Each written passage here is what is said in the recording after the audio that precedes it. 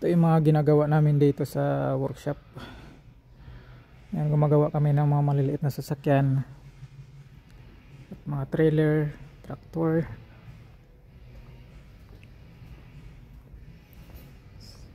So dito sa workshop namin talagang matutunan mo lahat, pati pagwi-welding, pag-fabricate, pagpalit ng gulong, pagbalance ng gulong. So dito magiging all around ka talaga, at laking bagay din naman yun para sa akin dahil dagdag knowledge din yun. So yan, halo-halo talaga yung ginagawa namin dito. Meron Freightliner, Peterbilt, minsan Volvo, Isuzu. So ayan, nagpapalit ako ngayon ng ito, landing gear, tinatawag nila dito na dually. Dalawa yung papalitan ko. So ayan, kailangan mag-welding at magpabricate dyan para sa mga bracket.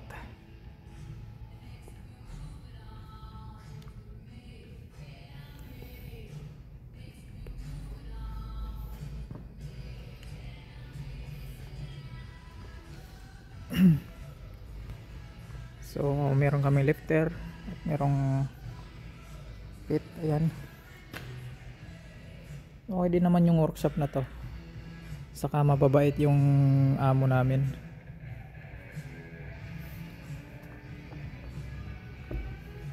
Talagang hands on sila sa trabaho kasi pati sila ay gumagawa rin.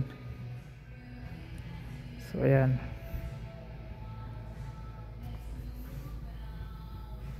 so medyo mahigpit lang talaga dito sa inspection. Kailangan busisiin mo talagang maigi kung ano yung mga problema para iwas reklamo sa mga customer. So ito, hino naman ito.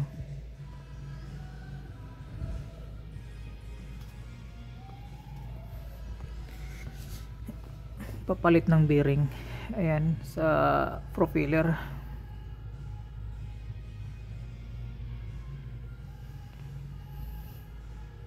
So ganun lang yung ano dito, trabaho. At yung ano namin, workshop, nakasarado talaga yun kasi malamig yung hangin sa labas. So maganda yung klima dito sa loob. Kaya nakasarado yan kasi pag nakabukas yan, manginginig kami dito sa manginginig kami sa lamig dito sa loob. So ayan, try kong weldingan yan mamaya. Hindi talaga ako marunong mag-welding, pero dito matutunan ko paano mag-welding at magpabricate.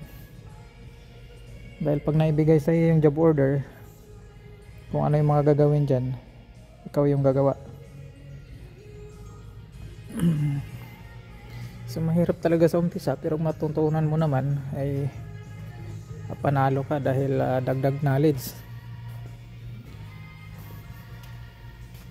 So kompleto rin sila dito sa gamit. Ayan yung mga locker namin, yung opisina.